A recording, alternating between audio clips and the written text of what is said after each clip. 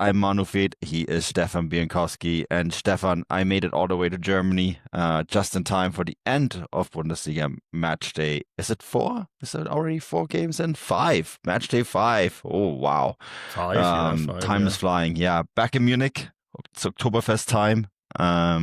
Ready to go on Tuesday when it's a holiday in Canada, which is my holidays. I didn't pick German holidays. I picked Canadian holidays when I joined Transfermarkt. So I'm ready to go on Tuesday. I'm in a good Oktoberfest mood. How about you, Stefan? How are you feeling? I'm not really in an Oktoberfest mood at all, to be honest with you, man, because I'm not in Munich. I'm sure it'd be different. Although, as we discussed in the subscriber chat, I was in the pub in Glasgow on Friday, and there's a German-themed bar, so they had the kind of whole...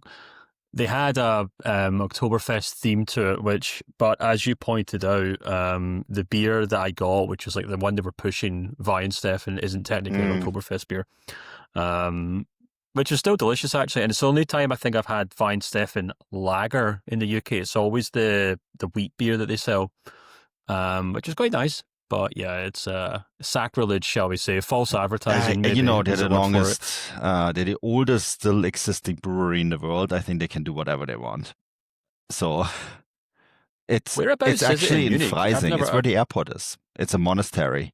And I don't have the exact number, so I'm just going to make it up, but I would say that about 80% of German trained brewmasters, which probably makes it's like about 60% of all brewmasters on this planet, are probably trained there because it's an active monastery, but it's also, you can do master's courses in brew engineering, etc. So, that's a big institute for it. And when you actually fly into the airport, I saw it today. There's a big kind of old white building on top of a hill, and that's the monastery. And that's the Manu and Stefan Monastery in Freising. And that's where the beer is from. And it is excellent beer. And yeah. That sounds far away. I mean, I thought the Lovenbrau's beer hall was far away, but it turns out Manu and Stefan's even further, so fair enough. It's not within the city limits. You have to be within the city limits, and your water has to be from within the city limits too. Otherwise, you do not qualify to be a Oktoberfest beer at the Wiesen. So. Yeah. Although I might as well have been drinking beer all day, Manu, because my wife left with my son to go visit her parents for a couple of days, left me in charge of the house. You'd think I'd be okay. And what did I do? I went to go mow the back garden. Just one of those things that's not been on the list to do. And I managed to run over my phone and my AirPods while recording. And luckily, my phone just kind of sunk into the grass. And it just kind of, the lawnmower just went right over the top of it. But it wasn't, I had my AirPods in, which is the ones I'm wearing right now, but the battery case got completely chewed to pieces. I've had to order a new pair, but honestly, my wife she drove up to Sky and she's like, how are you getting on? And I was like, I've already broke something. She's like, typical. It's a sad story. She leaves me in charge of the house But I've had an interesting day, but no Oktoberfest. You sound like you need another Oktoberfest beer. We get to talk about Oktoberfest moods, and I have a particular complaint to UEFA and FIFA later on in the show about their scheduling around the Oktoberfest. But we'll get to Bayern Munich and how they're getting on in a moment. But before we get there, we have to talk about whatever that was in Mönchengladbach on Saturday night. We got 10 goals. Gladbach dismantled by Eintracht Frankfurt in the first half. It was 5-0. Frankfurt quickly made it 6-0. And then, luckily for Gladbach, I think, completely stopped playing football to make this result look a lot better than what it should be. I was, at some point when I watched Frankfurt slice through Gladbach's defense over and over and over again, I thought this would be 10 goals, 11 goals, 12 goals. Instead, it was 6-4. It's a good 2-goal difference. It makes Gladbach, I think, look a lot better than the result was. But I think that is entirely, and this is so typical Frankfurt too, isn't it? You saw the very best and the very worst of them in those 90 minutes. And it came out to be a pretty spectacular win. But it is, I think if you're Gladbach, the 4 goals scored late on shouldn't paint over the cracks that are very deep. They're now last in the Bundesliga table. Eugen Polanski, the interim head coach, seemed to have them going only to get a result like this. Virkus, the sporting director, looked lost for words. In fact, the only person that seemed to have fun was that lady with the glass of wine. And she looked like she had too many, and that's the only reason she had fun in the stands. There's a photo circulating on social media that's quite hilarious. But Stefan, for Gladbach, this is rock bottom, I would say. Yeah, you'd think some of the Gladbach defenders had a few glasses of wine before this game. But yeah, it was ridiculous. The only thing I think more embarrassing in Gladbach's performance was the Bundesliga YouTube channel, which posted the highlights of this game, 10 goals, and the highlights are 66 seconds long. So that's 6.6 seconds for every goal scored. The top comment on the page for the YouTube channel or the YouTube video is someone saying there could have been 20 goals in this game and the DFL would have still made the video 1 minute long and nothing longer. But yeah, just get that kind of gripe out of the way early. Look, we know how bad Gladbach are. We know how much trouble they're in. We've done a deep dive on them prior to Gerardo Siona getting sacked. And, I made the case that even though sacking him became more and more inevitable, and the nature of football is that the buck stops at the manager, that's the way football works. I made the case then. I was like, look, there's nothing in the squad that makes me think they should be doing any better. There's nothing in the squad that makes me think they're a team that shouldn't be fighting relegation or shouldn't be down in the bottom half of the table. Maybe they should be doing a little bit better, but it's not like it's not like Gladbach under Nuri Sahin, or it's not like Leipzig under Marco Rose at times last season, where you're like, there's a good squad there, a good group of players. Maybe the manager's just kind of lost the dressing room. Yeah. They have to move on here. It's a really poor squad. And, I think, and you kind of mentioned this actually in the subscriber chat on Substack, that with these kind of results, if they continue, more heads might roll at Gladbach, because they've really kind of been looking and struggling to kind of find a way forward since Max Eberl left for RB Leipzig.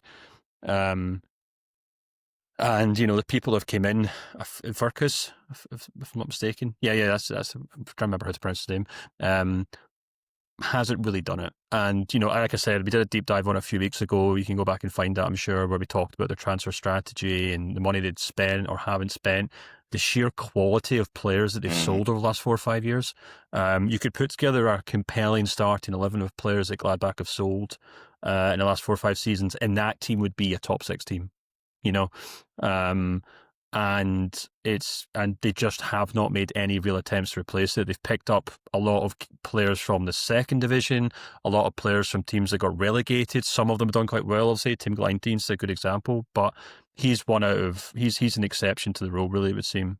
And they played a Frankfurt team who absolutely love scoring goals, I did a newsletter on them this week, or last week, sorry, off the back of them losing to Union Berlin, where they played a very stubborn and very kind of well composed and well-drilled Union Berlin side. And I noted in the newsletter that Dino Topmoller's basically blamed the result on Union Berlin not playing the style of football that suited his team. And he actually said in the press conference, at least Gladbach are a team who like to play football. And he was basically saying there, my team, not that they can only score goals or they can only win when teams play, similar attacking football, but, Gladbach, Frankfurt are wide open at the back. We know that already this season. I made a joke on the chat that, everyone's talking about Gladbach and who they should bring in and replace and stuff like that. And I was like, hold on a minute. Conceding 4 goals to Gladbach should potentially be a sackable offence as well for Dino Topmoller. Yeah, Gladbach they're basically just going with the kind of motto of scoring more goals than the other team and seeing how far it gets them this season. And it worked much better against Gladbach than it did against Union Berlin. But yeah, Manu, I don't know how they're obviously now speaking to head coaches. There's some being linked. But if you're a head coach with any sort of ambition, why would you look at that Gladbach team and think I could do any better? Because I think it's a poisoned chalice. I think in fact, it's not even a chalice. It's a poisoned dumpster fire.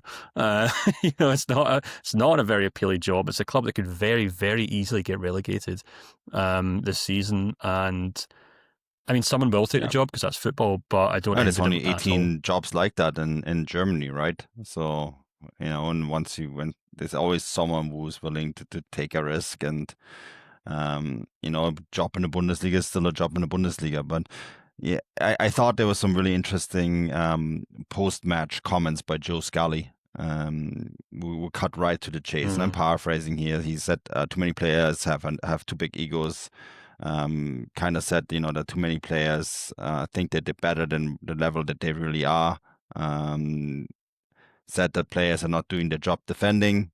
There was much more there, right? It had some good things to say about Eugen Polanski, but it is kind of telling that, someone like Joe Scully, for a long time was an in and out kind of player at this club, is now kind of leading the charge. And I look at the starting 11, right? The only top player left from the Eberl era is Elvedi. Everyone else in that starting 11, right, is players who have been brought in since. And yeah, Rocco Reitz is a good player, but Engelhardt joined Fortuna from Fortuna Düsseldorf, and then from Como he went to Gladbach, right? He isn't necessarily a top player. Stöger was a top player at Bochum, that is about his level. Machino too, I think he came in from Kiel, right?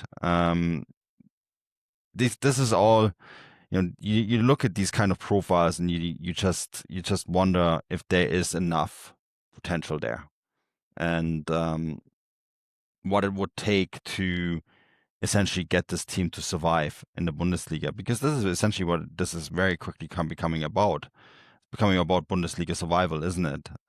We were wondering, okay, when HSV and Köln came up this season, and Köln, phenomenal start to the year, right? We were wondering, okay, so which two teams are they going to displace? And we automatically looked at the usual suspects, right? The Heidenheims, the St. Paulis, the Augsburgs of this world. And then we also said, I think we also mentioned that there's always one that kind of drops into that we didn't necessarily suspect. And Gladbach could be very well that team. Yeah, absolutely. I mean, if the Bundesliga is anything, or if there's been any kind of narrative over the last 10 years, it is the kind of consistent fall of giants in German football. We've seen it with HSV, Werder Bremen, Schalke are still down there. Plenty more clubs. At one point, I think the Zweite Bundesliga was almost higher average attendance in the Bundesliga. And Gladbach would certainly help that case next season for sure. We'll just have to kind of wait and see, Manu, because I think if there is kind of one kind of failing grace for Gladbach, and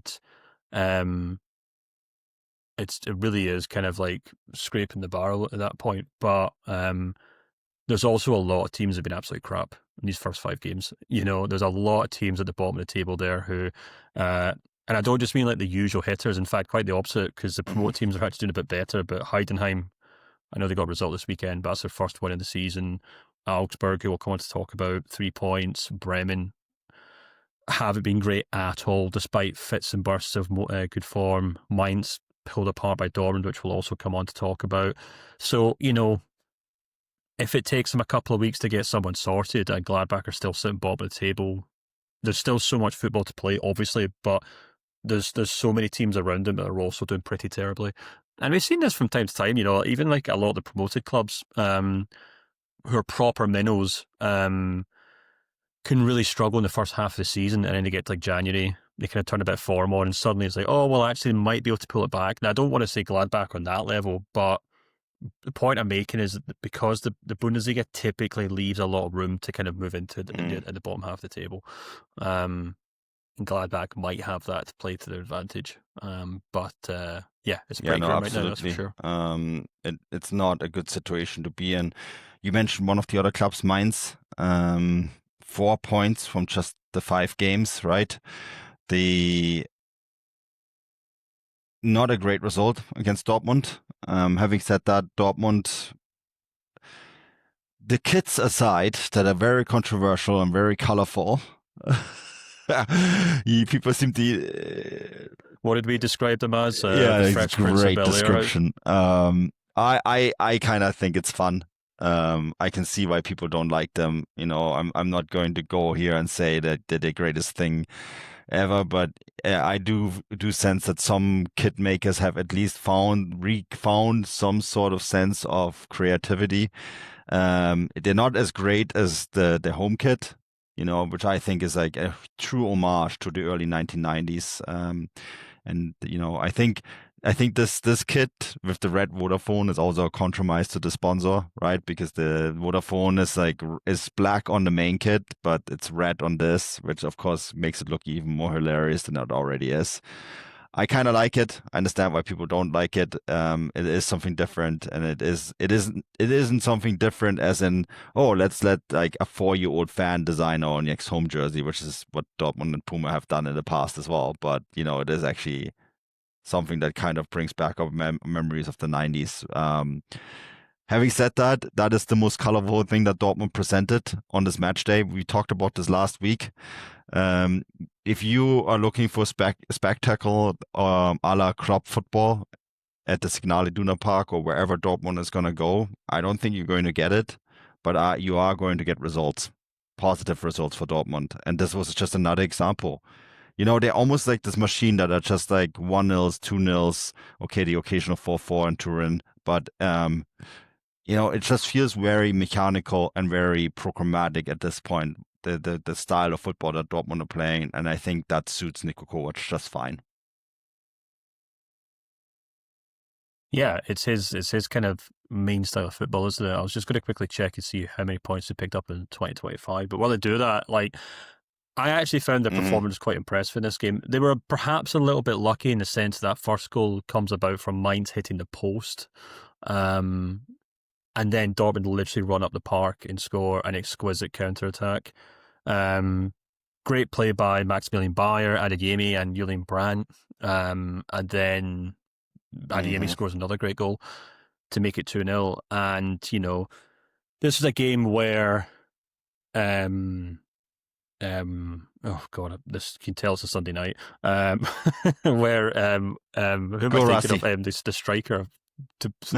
Oh my goodness, I don't know why it's just completely escaped me. Can you tell I've only had like 4 hours sleep because my son last night. Guirassy was ruled out injured going into the game with a slight knock, and they obviously had to bring in Brandt last minute. It's his first start, I think, of the season, or if it's maybe the second one. He hasn't started a lot of games.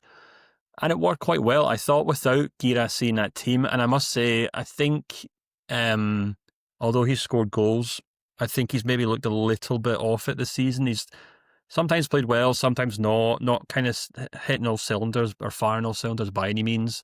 And it felt like in this game, without him in that team, that Dortmund attack were just unleashed. We've talked about this. I mean, everyone knows how fast Adeyemi is, but I think Maximilian Bayer is really underrated because people just think, well, I don't really know what people think of him. I don't think he's really particularly rated, to be honest with you, which I think is a mistake, but I think he's a really useful player. He's a great foil for just about any player he plays with, and he's been playing on the left-hand side for most of his time under Niko Kovac. In this game, he more or less played up front, and then Adeyemi and Julian Brandt played off him. And I thought they did a tremendous job. In both goals, Adeyemi and Brandt, their movement around Bayer was outstanding. It was just like textbook counter-attacking football. And I must say, I thought it showed a degree of naivety from Mainz, who really did try and take the game to Dortmund, and they just kept getting pulled apart. But it was really, really clever football from Dortmund. And, we were saying in our chat with the contributors to the newsletter, we're talking about Brandt and how well he's looking in the last kind of 6 months. But I said, I feel like in this game last year under Nuri Sahin, it'd be Dortmund who'd be getting beaten by silly counter-attacking goals. It'd be Dortmund who'd be hitting the post, a bit unlucky, and then the other team would run up the pitch and score the goal. And it's encouraging from a Dortmund point of view that they look composed. And they can happily sit back and pick off a team like Mainz on the road, because it was that away form in particular that really kind of torpedoed Nuri Sahin's time at the club. And, I thought it was just, like I said, I keep saying this, but it was a really composed performance. Svensson obviously got the score sheet as well. He's done well.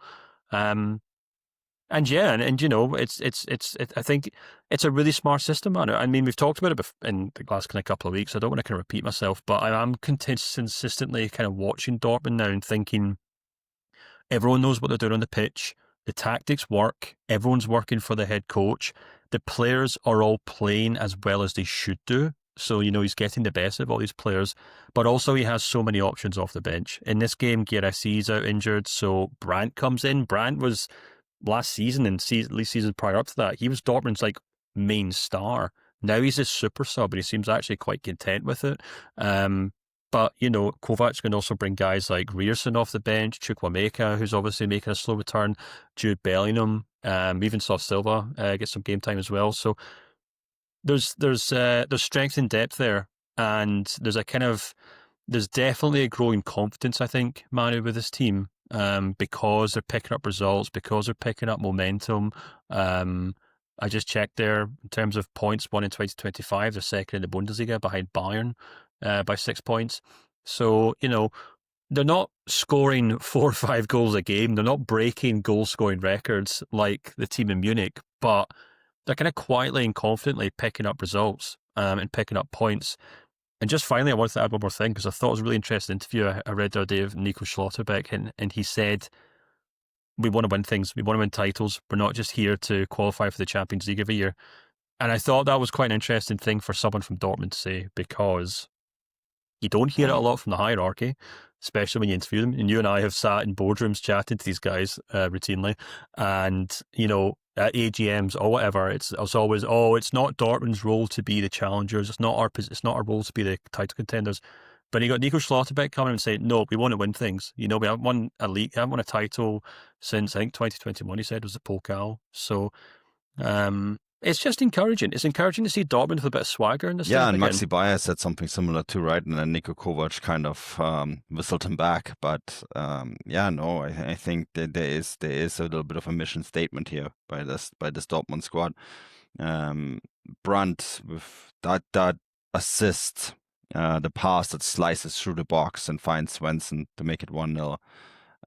It's one of the best assists, I think, that we saw this match day. And he looked fantastic. He's a player that I thought he started. I think he started against St. Pauli, Stefan. To just fact check what we said in the beginning of earlier in the podcast, but I think that was it. And that, of course, that was a disastrous match, right? Where they basically threw away 2 points. Although I'm still question marks over that penalty decision, etc. But those are the rules or the laws of the game now. But yeah, Brandt gets a chance here because someone else got injured, and there has been times in the past where when a front three, the front three would have usually been Bayer on the left, Guirassy in the middle, Adeyemi on the right. Brandt slots in on that left wing spot, and Bayer goes to the top. And Bayer is, as you mentioned, he's a very useful player. He's extremely fast. He matches Adeyemi's speed very well.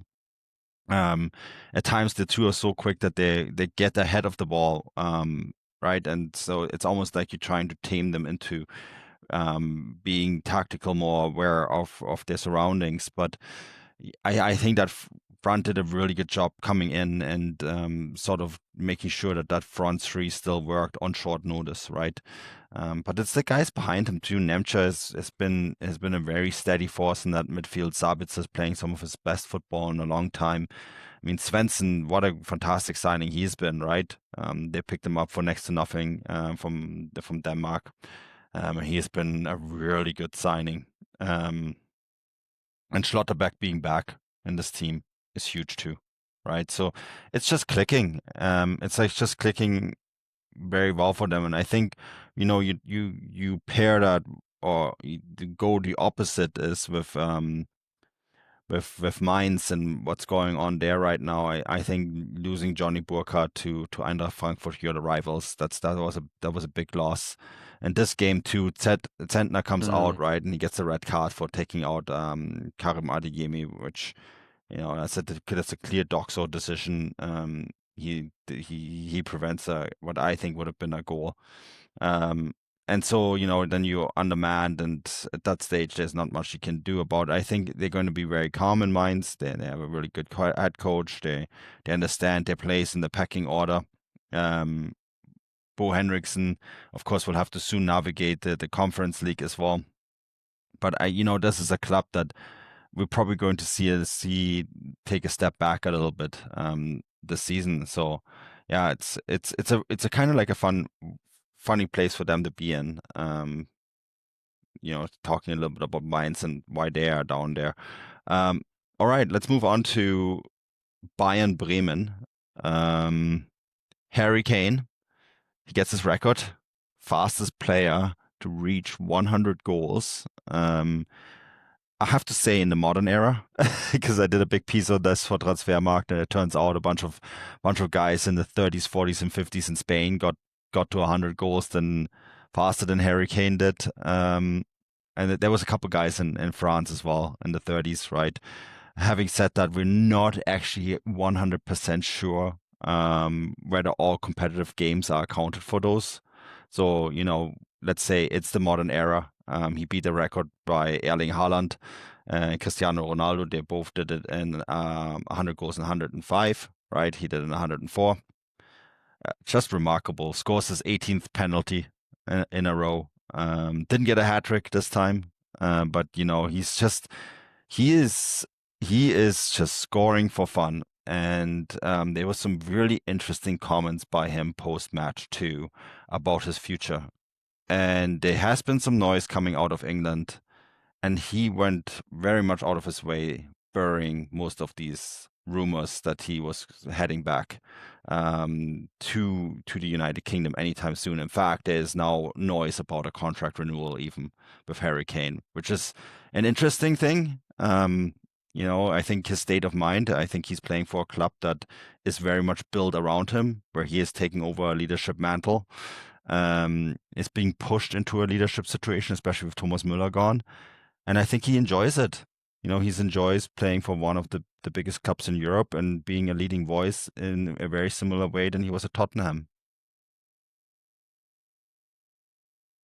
Yeah, I think you hit the nail on the head there. He's at a club that's built around him. Last week we talked about how he's potentially looking better without Musiala in the team, which would be interesting because there was pictures of him returning to training at Bayern this week, so it might not be long before he's back in the squad.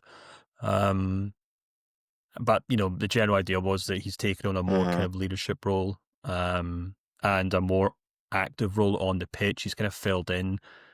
He's essentially been as a number 9 and a number 10 for more often not in this Bayern team, scoring goals for fun. And yeah, I think we totally take for granted just how well he's done at Bayern.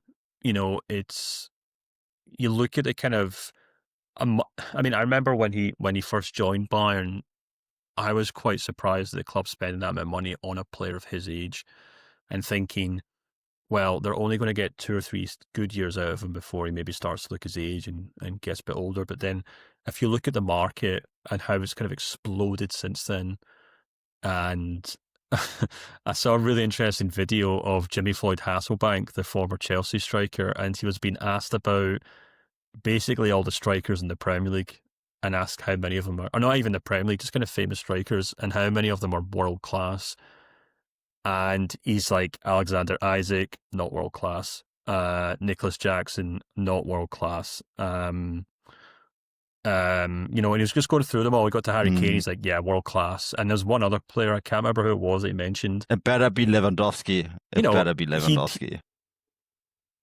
I don't think he got asked about Lewandowski. It was mostly like English or Premier League specific, to be fair, because it was an English publication he was doing the thing for. But it got me thinking that, he obviously knows more than most because he was a tremendous striker in his day.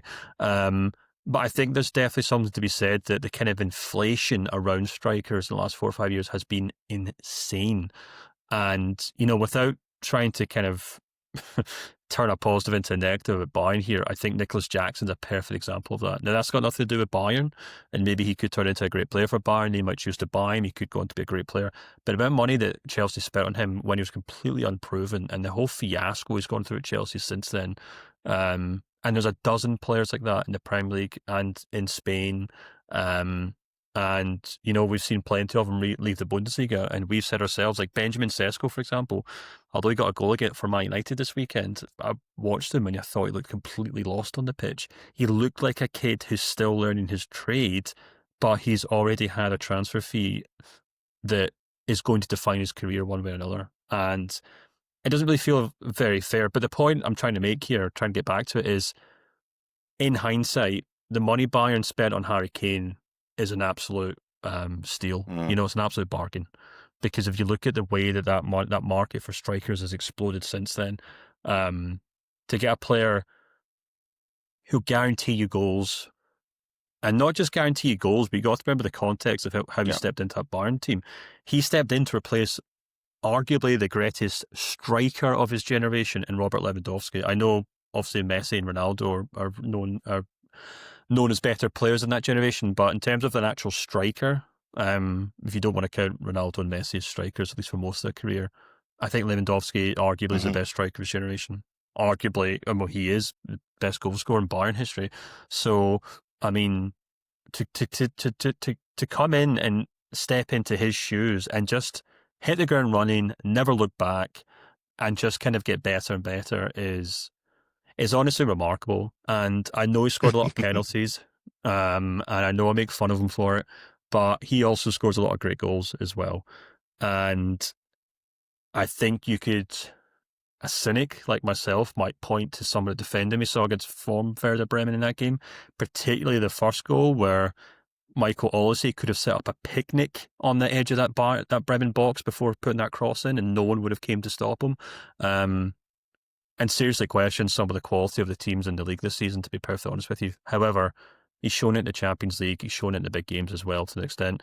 And he looks at the absolute peak of his powers right now, Manu. And it's great to see. I don't have the exact number on it, but our colleague at Transfermarkt, Ben Littlemore, did a piece on the top scorers in the Champions League. And since Harry Kane joined Bayern Munich, no other player has scored more often in the Champions League than he has, right? And that is the peak competition in European football. So it's not like he's just scoring against the quote-unquote postman in the Bundesliga. He's scoring against the very best teams in European football on an extremely consistent basis. And I think, I think that is something that has to be applauded for. This is a really, really hard record to achieve, the one that he achieved. Lewandowski didn't get that sort of record, right? To score 100 goals in 104 games with a new club is really, really difficult. Before him, Cristiano Ronaldo did it, and then Erling Haaland did it, and the accolades that he received for doing it, right? With an unbelievable Man City side that he joined.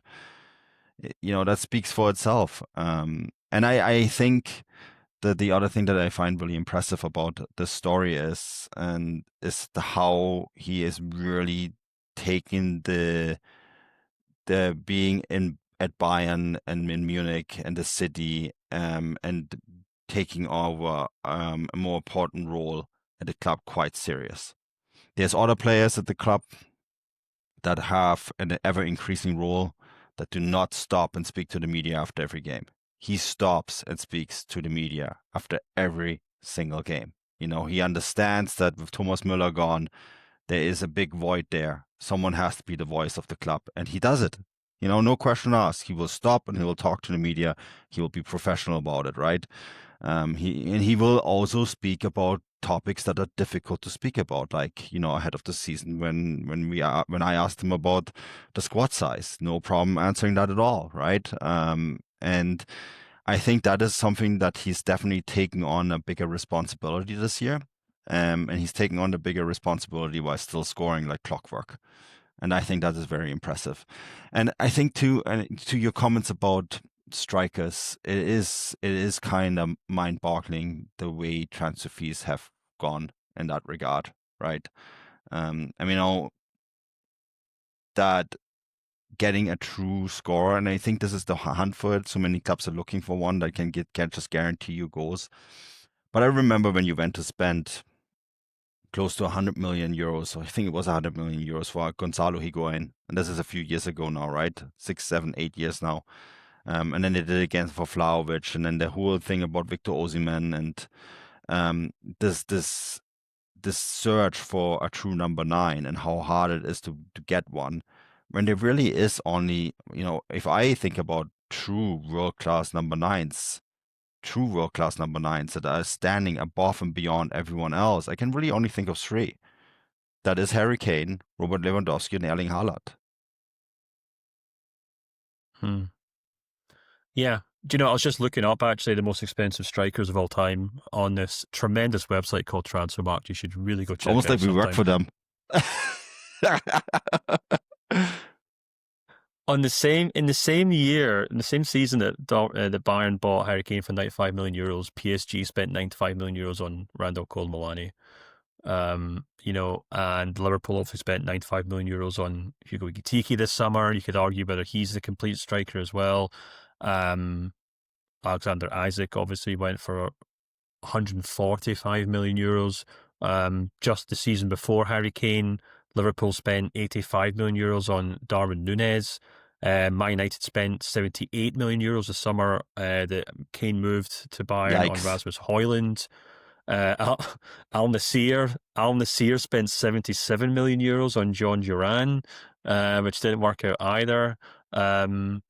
There's countless examples in and around the time Harry Kane moved to Bayern and since then of how much of a premium the transfer market,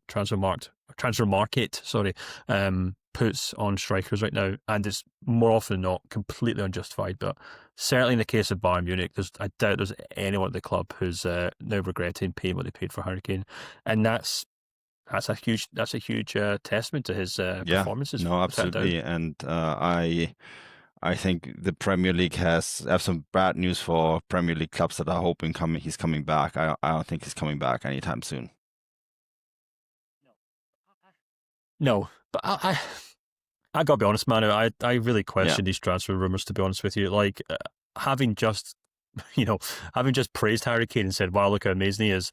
I don't know which self-respecting football club is going to buy Harry Kane next year at 33 years of age and say, this guy is the solution to our problems. Excuse me. Well, they just spent a record amount of money on a Bundesliga striker and Benjamin Sesko. Maybe Man United, but I mean, I think if he was to go, it would be a bit like Ronaldo leaving Juventus, where it was something that Juventus wanted to sell him, Ronaldo wanted to leave, and you could tell that Ronaldo's people worked tirelessly with Man United to find some sort of deal to get him to go to the club, and that was for a very reduced transfer fee. I can't see anything like that happening with Harry Kane because, as you said, he's loving playing for Bayern Munich. Bayern Munich love having him.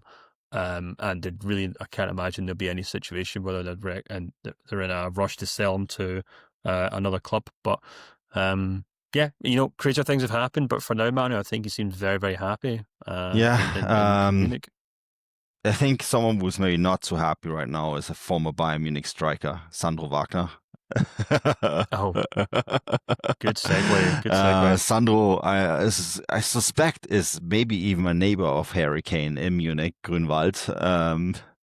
I hear Harry is looking into buying a big house. That makes me think that Sandro maybe has some tips and tricks. It's not going well for Sandro Wagner at Augsburg. It started well. They won their first game.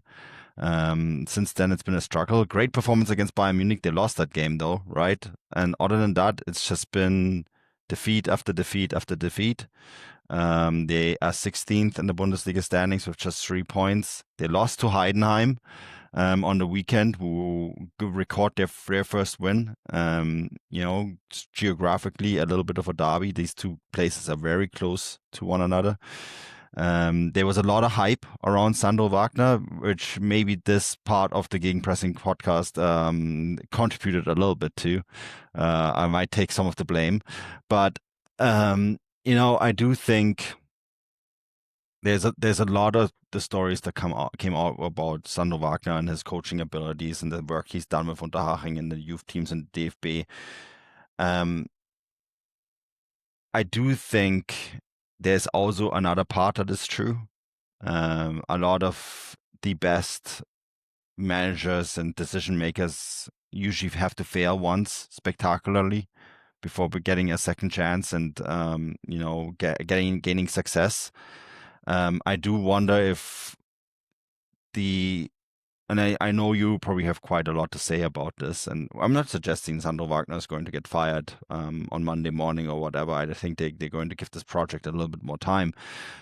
But I do think that there was a lot of risk for Sandro Wagner to take this job in particular, given where Augsburg and what Augsburg stood for. Hesse Torup, the head coach who he replaced, and you will probably have the numbers on it because you've been someone who's writing quite a bit about this, brought this real strong sense of stability. The problem with that was, of course, that the people Augsburg, that the decision makers, including the investors that are sitting in the background from the United States, they felt that this club was slowly but surely becoming a gray mouse, a club that's always just going to finish in the middle of the table, just good enough to stay in the league, not good enough to challenge for Europe, but too good to get relegated, that kind of thing. And that's been a story ever since they got promoted. And they kind of wanted to change that a little bit and bring in a different direction, work with more younger players, bring in a head coach who is a little bit more sexy in Sandro Wagner. Sandro probably picked the job because he didn't have to leave Munich. He could do it from Munich. But I had, as much as I like his coaching profile and his tactical, and he did have a lot of influence at the German national team, although I understand the relationship between him and Julian Nagelsmann soured quite a bit towards the end. It did seem like an enticing thing, but I also think that there always was that risk that making Augsburg sexy could lead for the club to implode. Yeah, well, I mean, first things first, Sandro Wagner was he was a novelty signing, wasn't he? He's a celebrity. Yeah. He's a celebrity in Germany, of course he is. Big profile as an ex-player, worked at the German FA. I think, if I'm not mistaken, he was actually linked with the Germany job before Nagelsmann got it. He's been linked to a lot of bigger clubs in Augsburg. So, I think maybe when the owners found out, or maybe not the owners, the people bankrolling the club, shall I say, found out, they thought, this guy's great. He's going to be great for our metrics. It's going to be great for our social interaction. It's going to be great for our, Google ranking or some crap like that. And as you said, that hasn't really translated into results. And it's still early days, but, I'm getting a little bit worried, man. I don't know if the alarm bells are beginning to go off at Augsburg because, I was watching his press conference this week and after the Mainz game, and he was trying to put on a brief face and says, no, look, this has been a great week. We learned so much from the Mainz game. This is what every kind of young manager has to do. They have to kind of earn their stripes, etc., etc. And we didn't really see a huge amount in that Heidenheim game suggest that they're ready to turn things around. And, I was watching the reaction from Schlotterbeck after the game, and he was just so downbeat, saying, we're just not even doing the basics right. And that in itself is maybe quite a testament to perhaps to Wagner's coaching, that he can't even kind of nail those down. And, I think it's interesting that we're now looking at the bottom of the Bundesliga table, Manu, and it's two clubs in Augsburg and Werder Bremen who both had perfectly good head coaches last season and opted to move on from them because they felt they as a club should be doing better. And in Bremen's case, maybe they might turn things around, but I don't think Ole Werner's losing much sleep now at RB Leipzig. He's managed to kind of get things going there. And at Augsburg, the thing that I'm really worried about, Manu, is yes, they put a decent performance against Bayern, but the teams they've lost to in the last 2 or 3 weeks are the, as you would say, 6-pointers that Augsburg would be looking to win through the season. St. Pauli, Mainz, Heidenheim, those are 3 clubs that Augsburg would be hoping would be below them in the league table. They're the teams that they hope would buffer the space between them and relegation. And they've lost just about every game quite handedly, so that's a huge concern. And I keep going back to it, and I said this. I think I put this in I can't remember if we put it in our WhatsApp chat or put it in the subscriber chat, but they sacked Jess Torup, who, if I'm not mistaken, had the best points per game in all competitions than any other Augsburg head coach since 2012. And his points tally last season, it was the best that Augsburg have had since 2014-15 under Max Weinziel, when they were finished 5th. Now, so, I get, okay, they finished 12th. It's maybe not very sexy, as you say. Same old Augsburg. They do just enough to stay up. They're not really going anywhere fast. But I think, technically speaking and statistically speaking, Jess Torup was the best head coach they've had in a long while. And I think they're going to regret sacking him, to be honest with you, because I know he didn't play exciting football, but he just got the job done. But sometimes that's exactly what you want. And I fear come the end of the season, they'll be desperate for a head coach who can just get the job done, like Jess Torup. But we'll see what happens. Yeah, I think I think that with him, the one of the issues is that it's a lot about him, isn't it, with Sandro Wagner? And this is maybe someone who believes his own hype. There's a great article in the Süddeutsche Zeitung this morning about some of the quotes that he hammered out in the post-match press conference, and they were either all about him, or it was a quote from the Al Pacino movie on Every Damn Sunday, the American football movie. Mm-hmm. So the point that they tried to make, and I actually kind of think I agree with that, is like it seems to be very much always about him, isn't it? And I think in an environment in a football environment, players in particular have a very fine sense whether a head coach is doing the job to improve the team or to improve his own standing, right? And that is a dangerous path that he's on at the moment, because if this is all about Sandro Wagner, and everyone who's seen Sandro Wagner play football and seen the post-game press conferences with him, or mixed zone, or spend time in the mixed zone as I have, whether it was at Hoffenheim or at Bayern Munich, knows that he was, he was a player that was very much centered on himself. And I think, either he's now going to learn the lesson that this is not, being a head coach of a Bundesliga team isn't about Sandro Wagner, but about FC Augsburg, or he's going to get churned out. It's pure and simple as that. Yeah, exactly. And, much like the Gladbach situation, that Augsburg team isn't, packed with talent. It's a team that's very functional. It's a team that at times has had to rely on kind of, grizzled veterans of the Bundesliga to kind of get going. And I guess to go back to the Werder Bremen comparison, you could at least make an argument that Bremen did have some really decent young players coming through, and obviously the Nick Woltemade thing really kind of messed up Ole Werner's perception at the club, if you will. It's obviously something that fans were furious about, but it's not as if Augsburg have 3 or 4 Nick Woltemades sitting on the bench and Jess Torup refused to play them, So it's I think it's a very tricky situation. And, I think if there's any kind of takeaway from these first 5 match days, it's that we've got a lot of Bundesliga clubs that are just kind of have really tripped over their own shoelaces in this first kind of run of games. Your Bremens, your Augsburg, your Mainzes, your Gladbachs. And it's going to be really interesting to see if any of them kind of turn around, Manu, because, you look at the teams that got promoted, Haas-Vau, Cologne, both of them kind of firing up the league table.